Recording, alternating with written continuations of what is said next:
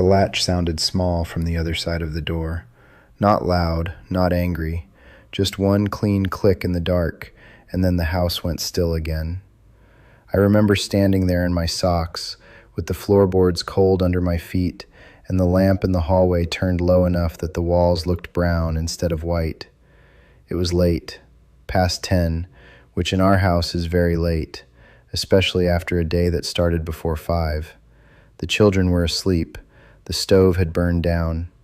Outside, the wind was moving loose snow against the porch steps, and my wife, the woman who had slept beside me for all those years, had locked our bedroom door with me standing on the other side of it. I did not understand it that night. I thought I did, but I did not.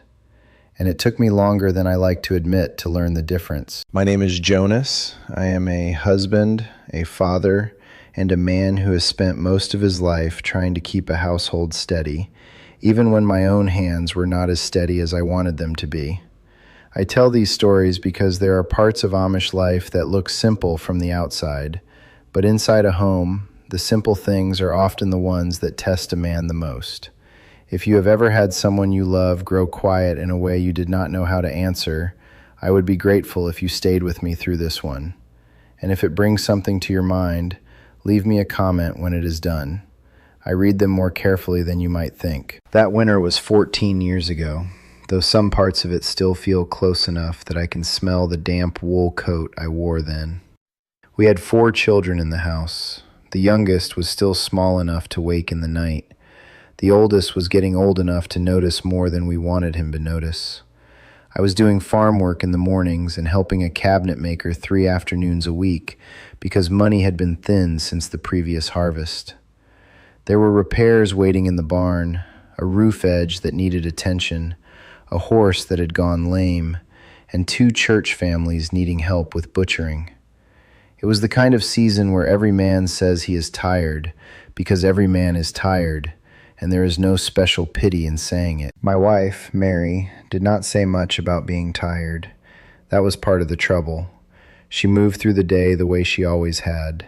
She rose before the children. She kneaded bread. She packed food for me.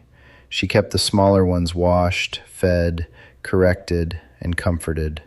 She mended shirts by the window when there was light enough, and by the lamp when there was not. She answered the door when neighbors came. She smiled when she was expected to smile.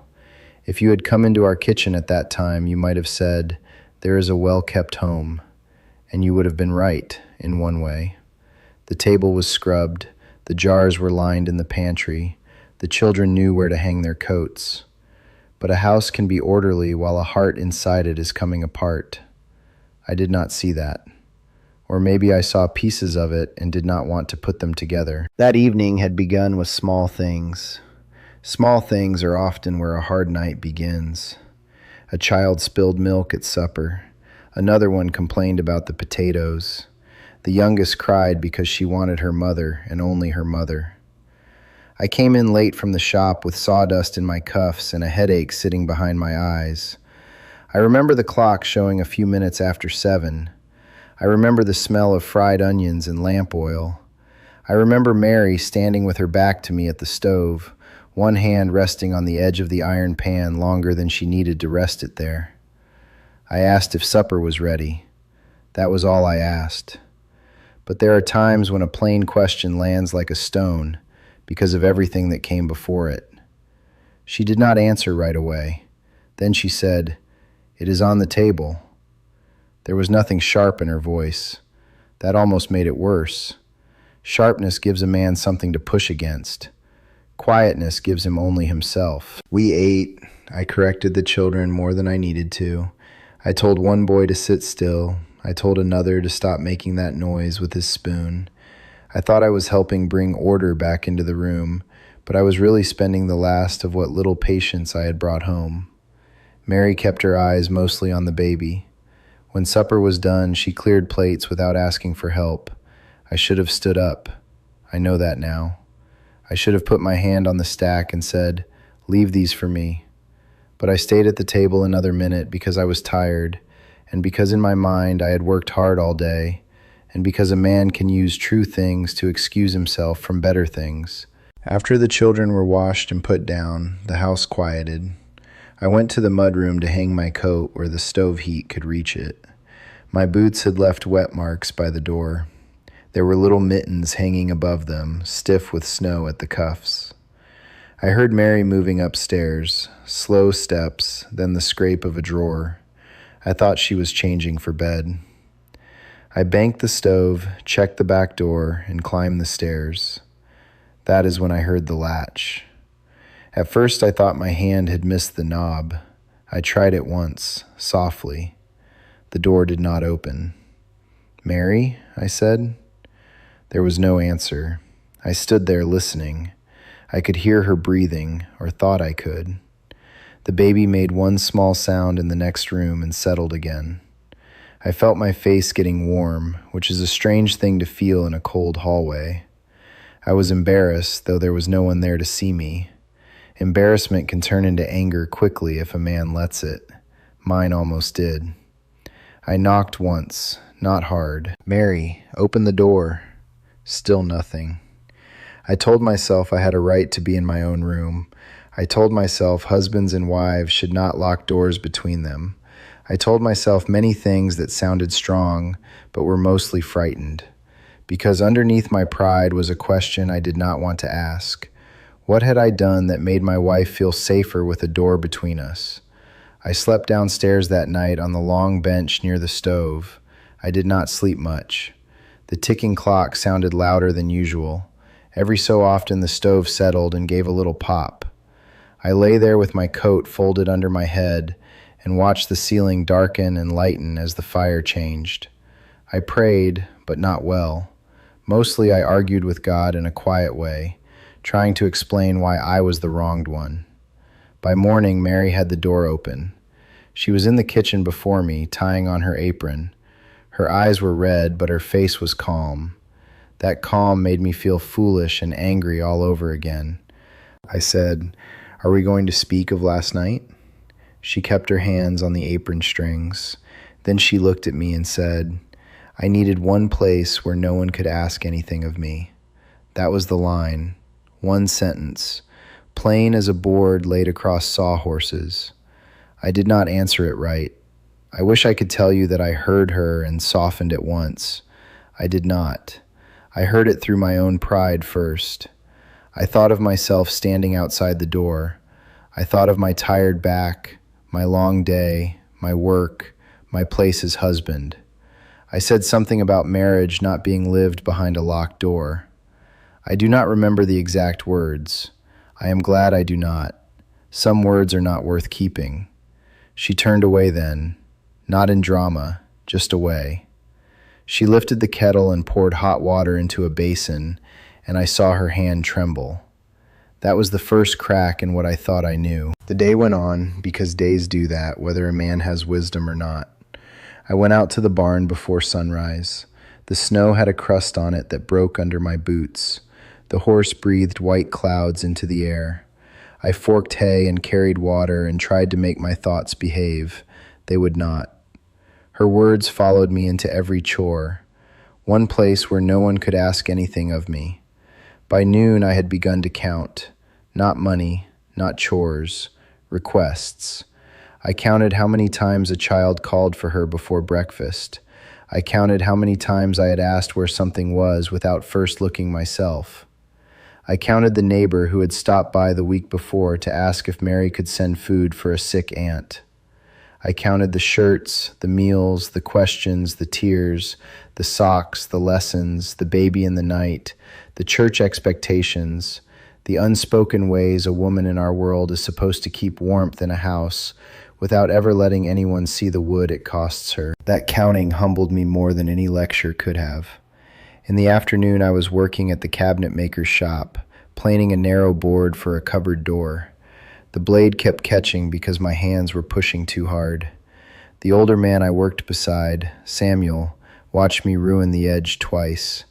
He did not ask many personal questions. Men like him can see more than they say. Finally, he took the plane from my hand and said, "A dull heart makes rough work." That was all. He set the tool down and went back to his bench. I stood there with my palms on the wood, and I knew he was right. Not because he knew the whole story, he did not, but because the board in front of me looked like the inside of me felt, pressed too hard, cut uneven, needing patience before anything good could be made of it. That evening I came home earlier. Not much earlier, but enough. Mary was at the table helping our oldest with a reading lesson. The baby was in the cradle, kicking her feet against the quilt. The room was warm. There was a smear of flour on Mary's sleeve. I saw these things as if I had never seen them before. I did not make a speech. A speech would have been easier than doing something useful. I took the wash basin and filled it. I washed the supper dishes. The children stared at me because I did not usually do that unless Mary was sick. I told them to mind their lesson. My hands were clumsy with the plates, and I chipped one small bowl against the pump handle. Mary heard it but did not turn around. Later, when the children were down, I brought 2 chairs near the stove. I asked if she would sit for a little while. She looked tired enough that even sitting seemed like one more request. I understood that, or began to. I said, "You do not have to explain the door to me tonight. I want to say I heard what you said this morning. I did not hear it rightly then. I am trying to now." She sat. For a long time we listened to the stove. There are silences that punish, and there are silences that make room. This one made room. She told me then that she had not locked the door because she hated me. She had not locked it to shame me. She had locked it because she was afraid if one more person needed one more thing from her body, her hands, her voice, or her patience, she would say something she could not take back. She said she had been praying with her forehead against the quilt chest because kneeling beside the bed felt like too much. She said she had heard me in the hallway and wanted to open the door.